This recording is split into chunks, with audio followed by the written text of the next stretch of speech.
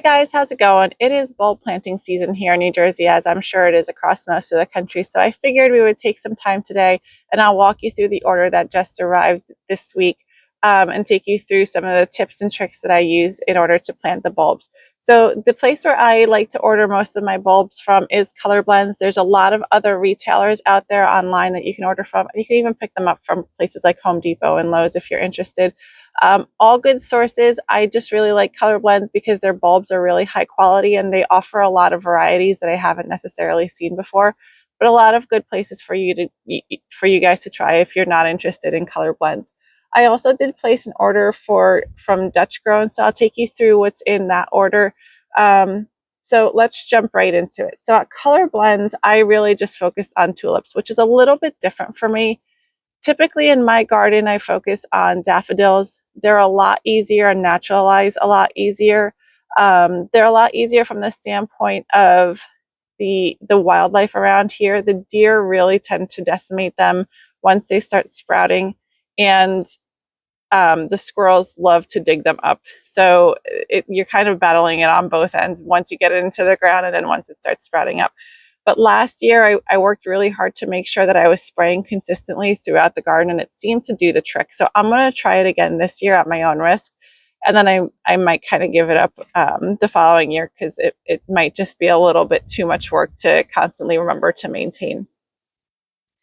I ordered, let's see, 4 different varieties. Actually, it's a little bit more than 4, and I'll explain why in a moment. The first variety I ordered, Dorgonia.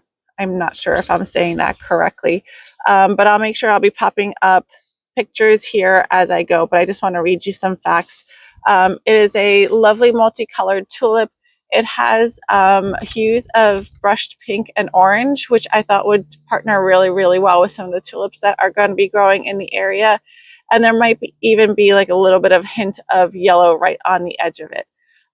It grows about 23 to 25 inches tall, and the bloom time here is late spring. So that's the other nice thing about Color Blends. It tells you where in the springtime it's going to be blooming so that you can make sure that you have blooms throughout the entire season. The next one are the Menton tulips. So these are a little bit more common. They are a very large tulip.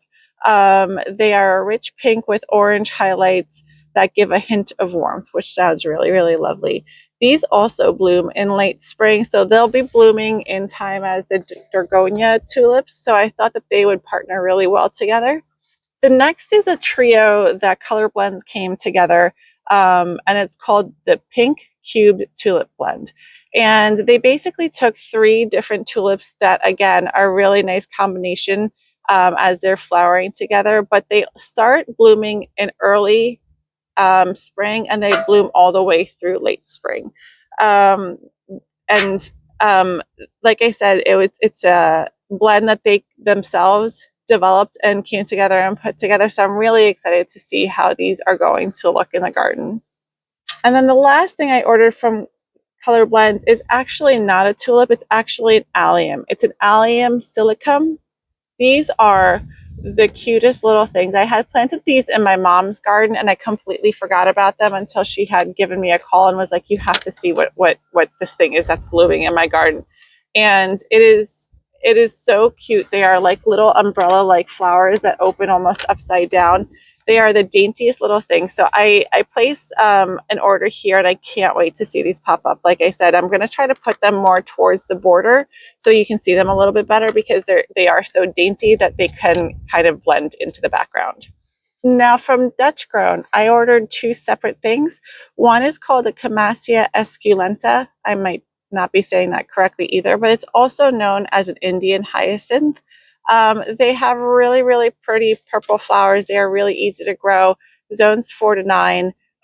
They naturalize fairly easy. So another one that, much like the daffodil, should be really good to be just naturalizing in our area and have very little challenges with the wildlife around. And then the last thing that I placed an order for is winter aconite. So I like to walk in the Arboretum close to our house, and they had a ton of these around that I noticed in the past couple of years, and it was something that was so cheerful during those darker times of year when it's gray and not much is blooming yet. And it was so nice to walk around. It says it pairs beautifully with snowdrops. So I'm going to be planting these probably in our lower yard again. They're going to be a great companion to the daffodils. Now, come on, let me show you how I get them in the ground. So I'm sure this is a method that many of you use, but the way I like to plant, whether it be tulip bulbs or even daffodil bulbs, whatever the case may be, but if there's different varieties of them, I really want to make sure that they look like they are naturalized in that area rather than, a contrived pattern. So what I do is I take all of the bulbs that I've ordered and I dump them all into a wheelbarrow, and then I mix them all together. And then when planting them, I try to plant them in large groupings. So it almost looks like large clusters or clumps. I try to stick to a minimum of 7 if possible. I don't sit there and really count. The only thing that I really do is make sure that it's pointy side up as best I can.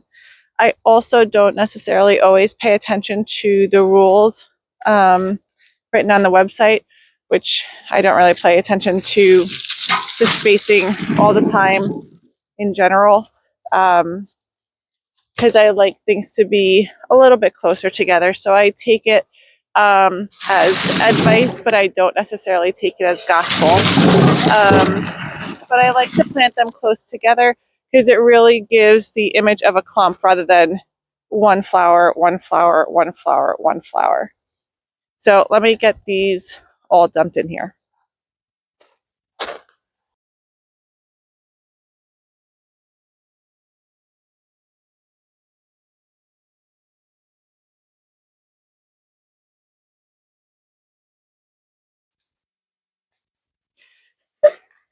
So as I am digging these in, I am making sure to plant them near the root balls of the ferns and some of the other crops that I have going on, because this way, once the leaves start dying back, it will hide them, or I can just go around and pull them. But if you're planting daffodils, you can't pull them. Well, you can if you wanted to. If you don't want to save them for next year, but those naturalize so beautifully, I wouldn't recommend it. So I'm putting them pointy side up right next to each other.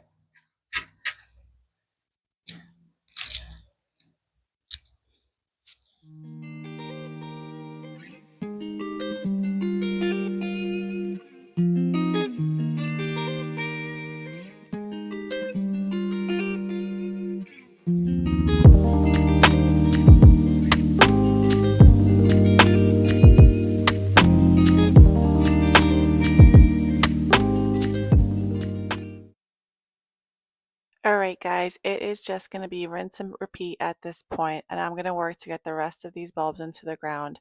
Hope you guys enjoyed this video and found it informative. Drop in the comments below if you guys also ordered any bulbs and what you're going to be planting for spring of next year. Talk to you guys soon. Bye.